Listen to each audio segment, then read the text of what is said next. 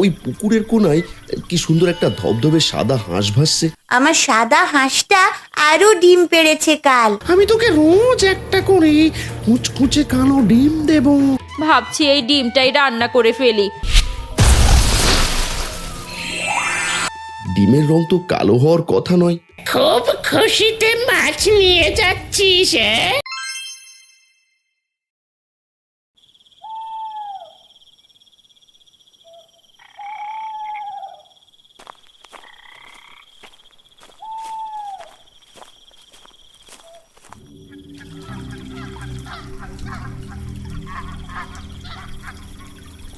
দেখছেন কাকা, সারা গ্রাম অন্ধকারে ডুবে গেলেও ওই পুকুরের কোনায় কি সুন্দর একটা ধবধবে সাদা হাঁস ভাসছে।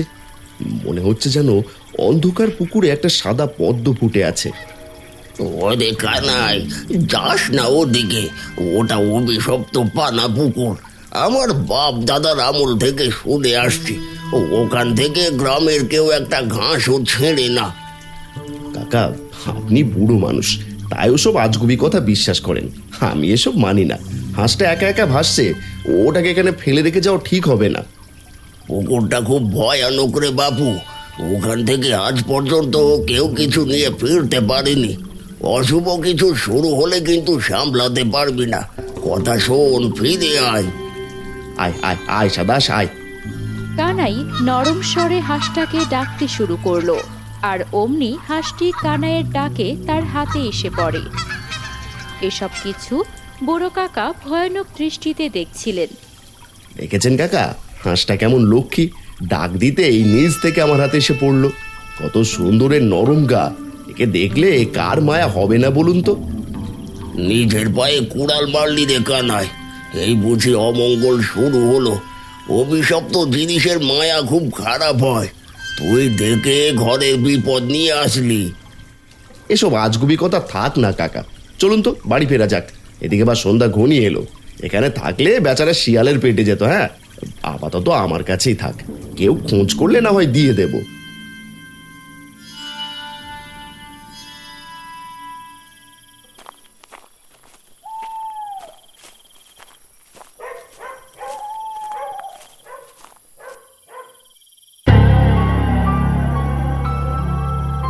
এ কি গো, এই রাতে কোথা থেকে এমন ধবধবে সাদা একটা হাঁস নিয়ে এলে তুমি? কার হাঁস এটা? কবিতা, এটা আমি ওই পানা পুকুর থেকে তুলে এনেছি। একা একা ভাসছিল, ভয় নেই, কেউ যদি এর খোঁজ করতে আসে তবে না হয় ফেরত দিয়ে দেব। এখন এটা আমাদের কাছেই থাক। এ কি বলছো তুমি? আমার মা দাদিরা বলতেন ওই পুকুর মোটেও ভালো না, ওখান থেকে কেন আপদ নিয়ে এলে ঘরে? অভিশপ্ত পুকুর থেকে আনা জিনিস তো অলক্ষী হয়। তুমি থামো তো, মিছে ভয় পেও না। এটা মালাকে দাও, ও হাঁস খুব পছন্দ করে। দেখো হাঁসটা কত শান্ত, আমাদের কোনো ক্ষতি করবে না ও। তাছাড়া এই রাতে সেখানে ফেলে রেখে এলে শিয়ালে খেয়ে নিত। ও মা গো, ধবধবে সাদা হাঁসটা কি আমার জন্য নিয়ে এসেছো বাবা? এমন ধবধবে সাদা হাঁস আমি আগে কখনো দেখিনি। হ্যাঁ মা, এই নে ধর, সযত্নে পালিস এটাকে।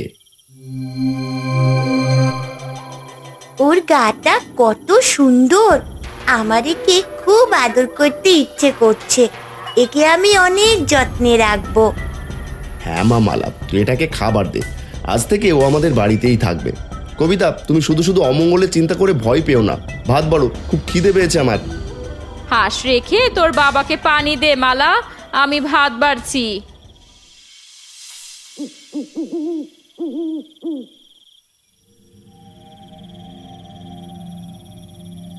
মাঝরাত, কানাইয়ের ঘরে সকলেই ঘুমোচ্ছে। মালার পাশে হাঁসটিও ঘুমাচ্ছে। হঠাৎ ঘরের দেয়ালে হাঁসের এক বিশাল ছায়া ভেসে ওঠে আর মালাকে ডাকতে থাকে। আমার দিকে তাকা মালা, জানিস তোর বাবা আমাকে ওই অভিশপ্ত পানা পুকুর থেকে তুলে এনেছে। সেখানকার অভিশাপ অনেক পুরনো, ওখান থেকে আমাকে আনা মোটেও উচিত হয়নি। তুমি তুমি তো আমার সাদা হাঁস, তুমি কেন অশরীরী গলায় ওইভাবে কথা বলছো? বাবা তো তোমাকে বাঁচানোর জন্যই এখানে এনেছে। তুমি এইভাবে বলছো কেন? আজ থেকে আমি তোর সাথেই থাকবো, কিন্তু আমার থাকাটা তোদের জন্য সহজ হবে না। কেন সহজ হবে না? আমরা তো তোমায় অনেক যত্নে রাখছি। আমি কাল বাবাকে সব কথা বলে দেব। তুমি কাল সকালেই ফিরে যেও ওই পুকুরে। তুই কিছুই বলতে পারবি না, কেউ তোর কথা বিশ্বাসও করবে না। আমি তোকে রোজ একটা করে কুচকুচে কালো ডিম দেব, যা তোদের চরম অভাব আর ভাগ্য বদলে দেবে। কালো ডিম? কিন্তু ডিমের রং কালো কেন হবে? কালো তো বিপদের রং বলে জানি। এই ডিম তোদের জন্য সম্পদ আনবে ঠিকই, কিন্তু খবরদার ওই ডিম কখনো ভাঙার চেষ্টা করিস না। যেদিন ওই ডিম ভাঙবে সেদিনই তোদের সব আনন্দ বিষাদে পরিণত হবে।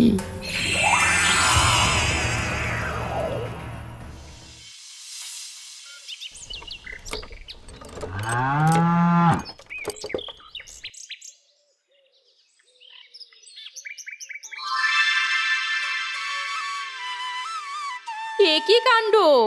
ওগো, শুনছো? হাঁসটা একই ডিম পেড়েছে, দেখো। কয়লার মতো কালো রং, অথচ পাথরের মতো শক্ত আর চকচকে। এমন তো দেখিনি কখনো। এ তো সত্যি অবাক করার বিষয়। ডিমের রং তো কালো হওয়ার কথা নয়। সাদা হাঁসের কালো ডিম, কোথাও যেন একটা ঘাবলা আছে। তার মানে কাল রাতের ওই ছায়ার কথাগুলো সব সত্যি ছিল। হাঁস তবে ঠিকই বলেছে, ওটা আমাদের ভাগ্যের কালো ডিম। আজ ঘরে খাওয়ার কিচ্ছু নেই, ভাবছি এই ডিমটাই রান্না করে ফেলি। ডিমটা তো বেশ বড়, আমাদের সবার খাওয়া হয়ে যাবে। না মা, খবরদার এই ডিম ভাঙা যাবে না। ডিম ভাঙলে আমাদের বিপদ হতে পারে। হাঁস স্বপ্নে আমায় বারণ করেছে। ওটা আমাদের জন্য আশীর্বাদ, ওটাকে যত্ন করে রাখতে হবে। তুই এখন হাঁসের স্বপ্নও দেখিস নাকি রে মা? ওসব কিছু না। আর মালামা যখন বলেছে ডিমটা ভেঙো না, আরো ডিম দেখ, তারপর নয় কিছু করা যাবে। কানাই, বাড়ি আছিস? কাজে যাবি না? বাইরে আয়। এই যে কাকা, দেখুন আপনার অভিশপ্ত হাঁস কেমন রত্নের মতো কালো ডিম দিয়েছে। এখন কি বলবেন? না, আমি বলেছিলাম না আপনারা যা ভাবতেন সবই নিছক কুসংস্কার। ওরে কানাই, আমি যা ভেবেছিলাম তাই হচ্ছে। অমঙ্গলের শুরু এটাই। কালো ডিম কখনো মঙ্গলের হতে পারে না। এখনো সময় আছে, ওটা পুকুরে ফেলে দে আর হাঁসটাকে রেখে দিয়ে আয়। দাদু, আমাদের মাস্টার মশাই বলেছেন ভূত বলে কিচ্ছু নেই। ওসব অলৌকিক কথা বিশ্বাস করো না। আমরা ডিমটা যত্ন করে রাখবো। তুমি দেখে নিও, আমাদের কিচ্ছু হবে না। জামালা, ডিমটা ভালো করে লুকিয়ে রাখ, যাতে কেউ দেখতে না পায়। আমি কাকার সাথে মাঠে যাচ্ছি, দেখে আজ ফসলের কি অবস্থা। মাঝে মাঝে এই বুড়ো মানুষদের কথাও যে ফলে দে মা, কিন্তু তোরা বুঝলি না।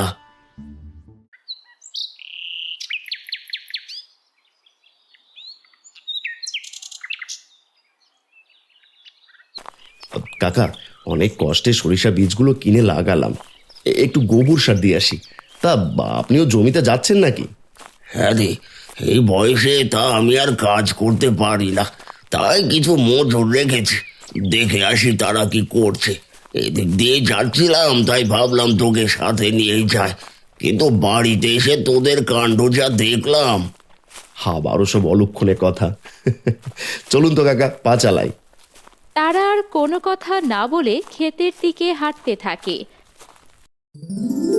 যখন তারা পৌঁছায়, দুজনেই অবাক হয়ে যায়। দুদিনেই মাঠ ভরা সরিষা ফুলে ভরে গেছে, অনেক সরিষা হয়েছে। কানাই, আমি কি স্বপ্ন দেখছি নাকি চোখ ভুল করছে? তোর খেতে তো 2-3 দিন আগে বীজ ছিটিয়েছিলি, আজ ক্ষেত একেবারে সরিষা ফুলে ভরে গেছে। আমিও তো কিছুই বুঝতে পারছি না কাকা। আমার এই বট গাছের পাশেই তো জমি ছিল। নিশ্চয়ই ওই কালো ডিম ঘরে আনার আশীর্বাদে আমার কপাল খুলেছে। আজ আমার জমিকেই চিনতে পারছি না। এ বড় ভাইয়ের কথা রে কানাই, প্রকৃতির নিয়ম ভেঙে এভাবে ফসল ফলে না। এই অকাল প্রাপ্তি কিন্তু দীর্ঘস্থায়ী হবে না। আমার মন বলছে এটা আসলে ক্ষণিকের মোহ। আশীর্বাদ আমার ঘরে এসেছে কাকা। যে কালো ডিমকে আপনারা অশুভ বলছিলেন তাই আজ আমার ভাগ্য ফেরাচ্ছে। নিমেষেই আমার ক্ষেত একেবারে পরিপক্ক ফসলে ভরে গেছে। আমি এখন বড় লোক হব।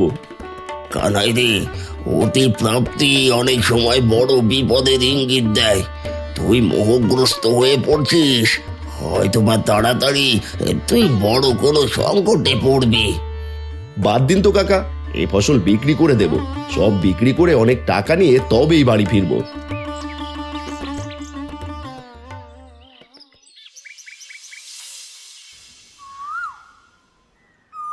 এ কি দাদা, তুমি হঠাৎ এত রাজকীয় বাজার সদাই নিয়ে আমাদের বাড়ি? মাথায় ঝুড়ি ভর্তি ইলিশ মাছ আর কত কি! এত টাকা কোথায় পেলে তুমি? তোদের কথা খুব মনে পড়ছিল রে বোন, তাই চলে এলাম। আমার কপাল খুলেছে রে মিনু। পানাপুকুরের সেই হাঁসটা আমাদের ভাগ্য বদলে দিয়েছে। লোকের মুখে শুনেছিলাম এতদিন যে কথা, তুমি সত্যি সেই পুকুর থেকে হাঁস নিয়ে এসেছো দাদা?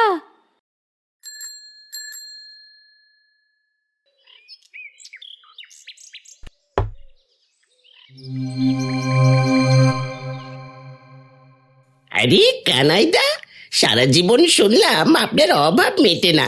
আজ হঠাৎ বোনের বাড়িতে এত মাছ আর সবজি নিয়ে আসার রহস্য কি? রহস্য কিছুই না যোগু। আমি পানাপুকুরে একটা হাঁস পেয়েছিলাম যা রোজ কালো ডিম দেয়। সেদিন থেকে আমার ক্ষেতের ফসল ভরে গেছে। আমি এখন অনেক টাকার মালিক। পানা পুকুর? ওখান থেকে তো মানুষ ভয়ে এক ফোঁটা পানিও নেয় না।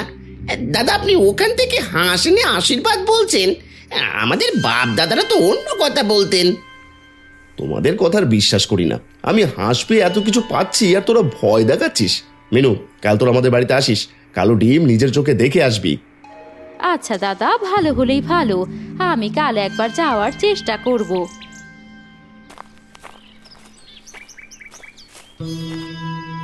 বউ, তোমার দাদার তো একেবারে আঙুল ফুলে কলা গাছ হয়ে গেল। ওই পুকুর যদি আশীর্বাদ হয় তবে আমাদেরও কিছু আনা দরকার। খবরদার এই ভুলও করো না। ওই পুকুরে যে গেছে কেউ ফিরে আসেনি। দাদার কপাল ভালো তাই বেঁচে গেছে। তুমি কিন্তু লোভ করো না। লোভ না রে মিনু, তোমার দাদা যখন ইলিশ দিতে পারছে আমরাও বড় লোক হতে পারি। আমি মদনকে দিয়ে পানা পুকুর থেকে একটা মাছ হলেও ধরিয়ে আনবো। তুমি চিন্তা করো না।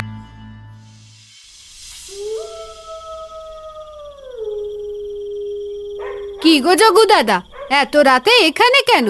আপনারাই তো আমার স্বামীটারে কুমন্ত্রণা দিয়ে নষ্ট করেছেন। এখন কি মতলব? তুমি বেশি কথা বলো না তো, মদনকে ডাকো। একটা খুব দরকারি আর অনেক লাভের কাজ আছে ওর জন্য। কি গো যোগুদা, কিসের কাজ? হ্যাঁ, মানুষের বাড়িতে চুরি করতে আর ভালো লাগে না। ধরা খেলে খুব মার খেতে হয়। বউ মানা করেছে।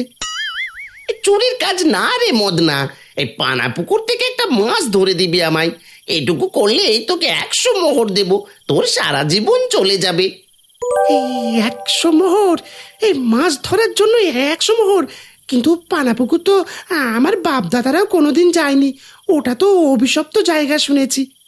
সেই জন্যই তো তোরে এত টাকা দিচ্ছে রে পাগল। কানাই হাঁস এনে বড় লোক হলো আর তুই একটা মাছ ধরতে পারবি না? 100 মোহর পেলে ভূতের পাল্লায় পড়লেও ক্ষতি নেই। চুরি করে মার খেয়ে মরার চেয়ে এই পুকুরে ভাগ্য পরীক্ষা করে অনেক ভালো। আমি আজ রাতেই যাব।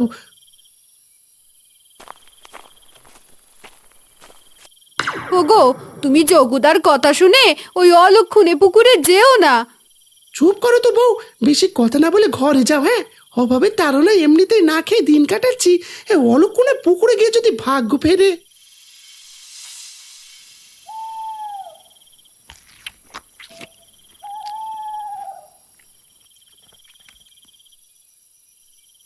বাহ বাবা, ইলিশ মাছটা কত মজা হয়েছে খেতে। অনেক দিন পর এমন পেট ভরে খেতে পারছি আমরা।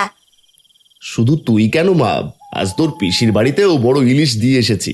কালো ডিম আসার পর থেকে আমি যেখানে হাত দিচ্ছি সেখানে একেবারে সোনা ফলছে। সবই তো ঠিক আছে, কিন্তু আমার কেমন জানি ভয় ভয় লাগছে। পরের জিনিস না বলে আনা কি ঠিক হয়েছে? কোনো অমঙ্গল হবে না তো? পরের জিনিস কেন বলছো কবিতা? ওটা যে আমার ভাগ্যে ছিল। কারো হাঁস হলে এতদিনে অবশ্যই খোঁজ নিতে আসতো। যেহেতু কেউ খোঁজ করেনি, তার মানে ওটা আমাদেরই। ডিমটা ঠিক আছে তো? হ্যাঁ বাবা, আমি ডিমটা আমার বালিশের কাছে খুব যত্ন করে রেখে দিয়েছি। আরেকটা কথা বাবা, আমার সাদা হাঁসটা আরো ডিম পেড়েছে কাল। তাই নাকি রে মা? ঠিক আছে মা, ওটা খুব যত্ন করে রাখিস। ওটাই আমাদের ভাগ্য।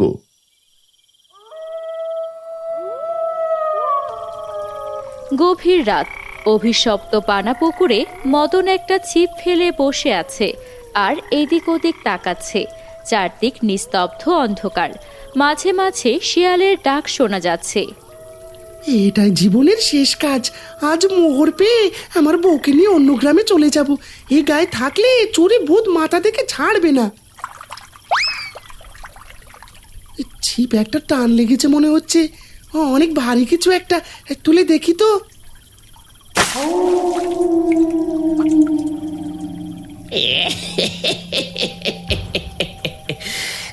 খুব খুশিতে মাছ নিয়ে যাচ্ছিস, তাই না রে মদন? লোভ সামলাতে পারলি না, জানিস না? এই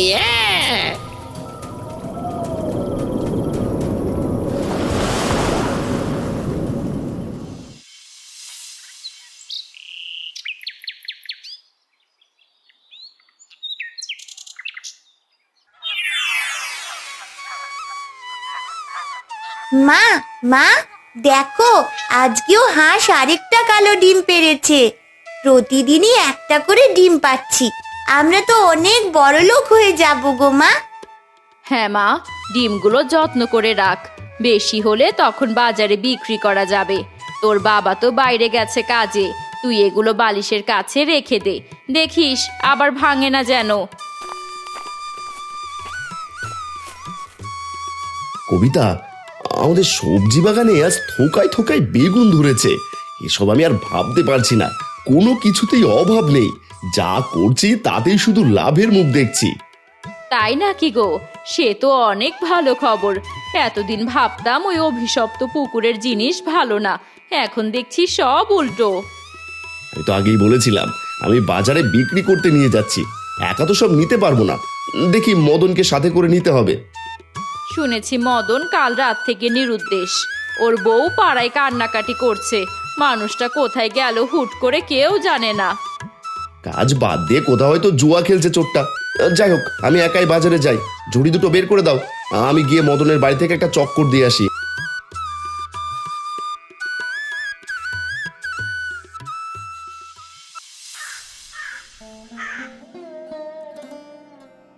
ও কানাইদা, যোগু আমার স্বামীটারে কই পাঠালো। কাল রাত থেকে সে আর বাড়ি ফেরেনি। আমার কপাল পুড়লো গো। কিরে যোগু, তুমি মদনকে কোথায় পাঠিয়েছিলে সত্যি করে বলো তো? তা না হলে মদনের বউ এইভাবে বিলাপ পারতো না। এই কানাইদা, আমি ওকে পানা পুকুরে পাঠিয়েছিলাম 100 মোহরের লোভ দেখিয়ে।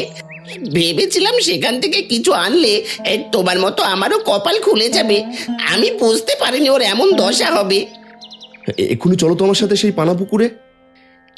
এই ভর দুপুরে না গেলে হয় না কানাইদা? না হয় না, একটা মানুষের নিখোঁজ হওয়ার বিষয় এখানে। তাড়াতাড়ি চলো।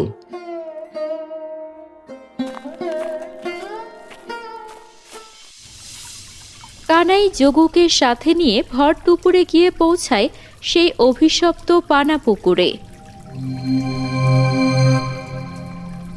ওরে সর্বনাশী পুকুর, কি করলি তুই? সৃষ্টিকর্তা, এসব কি হচ্ছে আমি কিছুই বুঝতে পারছি না। আমি কারো কথা বিশ্বাস করি না। আজ দেখি সত্যিই তুই সর্বনাশী পুকুর। ও কানাইদা, আমি কি একটা মস্ত বড় ভুল করে ফেললাম? এখন কি হবে? কে কথা বলছে? আমার মনের ভুল নিশ্চয়ই। তাড়াতাড়ি বাড়ি ফিরি। এখান থেকে শিগগির চলো যোগু।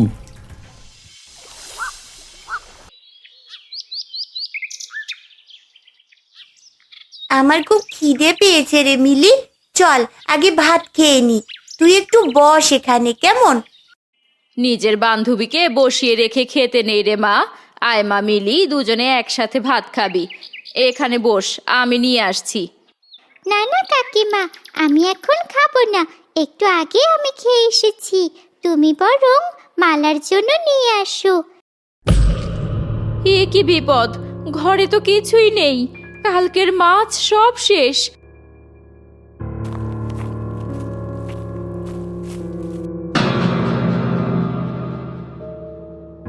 এই ডিমগুলো তো অনেক জমেছে, মালা নেই, এখন একটা রান্না করলে ক্ষতি কি? এই কথা বলে কবিতা হাঁসের কাছ থেকে একটা কালো ডিম নিয়ে ভেঙে ফেলে ভাজার জন্য। সেই মুহূর্তেই এ কি গো, এতক্ষণে বাড়িতে ফিরলে, তার সাথে কোনো কিছু আনলে না যে? এতগুলো ভালো সবজি হাটে নিয়েছিলাম, অথচ একটাও বিক্রি হলো না। ঝুড়ি খোলার পর থেকে সবগুলোতে পোকা ধরে পচে গেছে।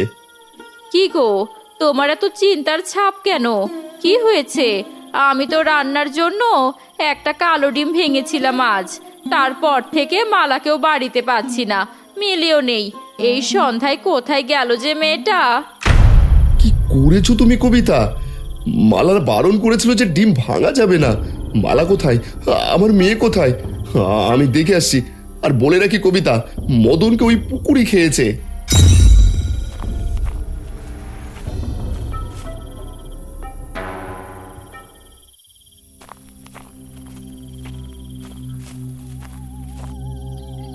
কিরে মিলি, মালা কোথায়? তোর সাথে না খেলছিল? এ কি বলছিস রে মিলি? এটা বলে কানাই এক মুহূর্তও দেরি না করে পানা পুকুরের দিকে যেতে লাগলো।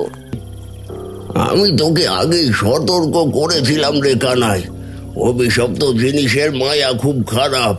চল দেখি তান্ত্রিক বাবা কি বলেন। এখানে দাঁড়িয়ে থাকা ঠিক হবে না।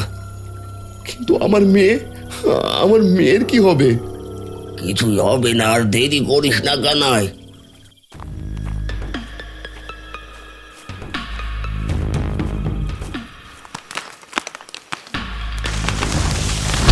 চোর কানাই, কানাই তুই তান্ত্রিকের কাছে যেতে পারবি না আজ বোধ হয়, তোকে ওরা যেতে দেবে না। কাকা, কাকা আপনি ভয় পাবেন না, আমি আগে আপনাকে কবিরাজের কাছে নিয়ে যাই। আমার পাপের জন্য আপনার এমন দোষ আমি সইতে পারবো না।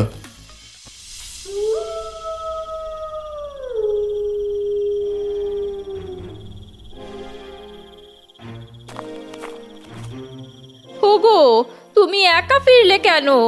আমার মেয়ে কোথায়? সব তোমার ওই লোভের জন্য হয়েছে। কেন আনতে গেলে ওই অলক্ষণে হাঁস? আমি কিচ্ছু শুনতে চাই না, আমার মেয়েকে এনে দাও।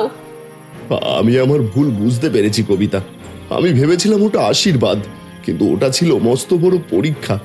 এখন যা করার আমাদেরই করতে হবে। মালাকে ওই পুকুর থেকে ফিরিয়ে আনতেই হবে। তুমি ঘরে থাকো, তুমি তো অনেক চেষ্টা করলে, এখন এক মা তার মেয়ের জন্য লড়বে। আমি একা পানা পুকুরে যাব না কবিতা, একা যাওয়া ঠিক হবে না, আমিও যাই তোমার সাথে।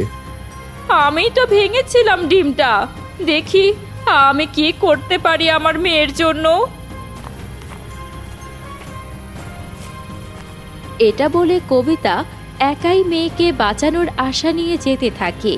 এদিকে কানাই ব্যর্থ হয়ে চোখের জল ঝরাতে থাকে আর লোভের আফসোস করতে থাকে।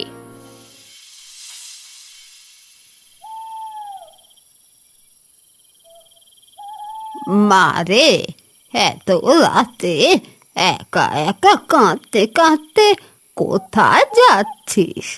এই কুয়াশায় তো পথ চেনা দায়। কি হয়েছে তোর? মাগো, আমার ঘর পুড়ে খাক হয়ে গেছে। এই অভিশপ্ত পুকুর আমার মেয়েকে কেড়ে নিয়েছে। আমি আমার মেয়েকে ফিরে পেতে চাই মা, আমায় পথ বলে দিন। পানা পুকুরের কথা বলছিস? হ্যাঁ মা, ও পুকুর তো আসলেই অশুভ। মারে, আমার খুব ঠান্ডা লাগছে, তোর ওই চাদরটা আমায় একটু দিবি গা ঢাকতে? বুড়ো মানুষ তো, খুব ঠান্ডা লাগছে। এই নিন মা, আমার যা আছে সব নিন, শুধু আমার মেয়েকে বাঁচানোর একটা উপায় বলে দিন। তোর দয়া দেখে আমি খুশি হলাম মা। তুই ভয় পাস না, চল আমার সাথে। আমি দেখি ওই পুকুরের দানবকে কিভাবে হারানো যায়। কানাই, এই নাও এই ডিমটা। আজ থেকে এই পুকুর আর অভিশপ্ত নয়। তোমাদের ত্যাগের ফলে এই পুকুরের অন্ধকার আজ কেটে গেল। কিন্তু লোভীরা যেন এই পুকুরের কাছে না আসে, এটা গ্রামের সবাইকে বলে দেবে। আবার কালো ডিম, এটা যদি আবার অশুভ হয়? না কানাই, এটা শুভ। তোমার বউয়ের এই চাদরটার বিনিময়ে এই কালো চাদর ডিমটা উপহার দিয়ে গেলাম। এটা থেকে অনেক সাদা হাঁস হবে, যা তোদের অভাব ঘুচাবে।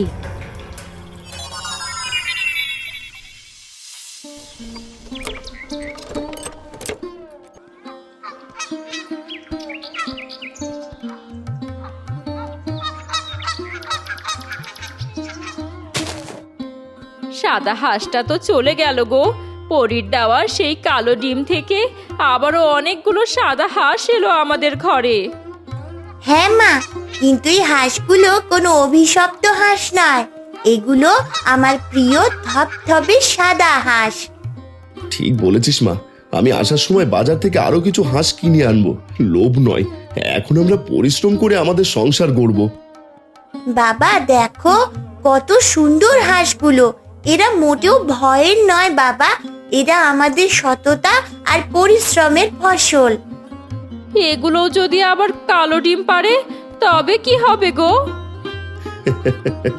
আবারও সেই সাদা হাঁসের কালো ডিমের গল্প, হ্যাঁ?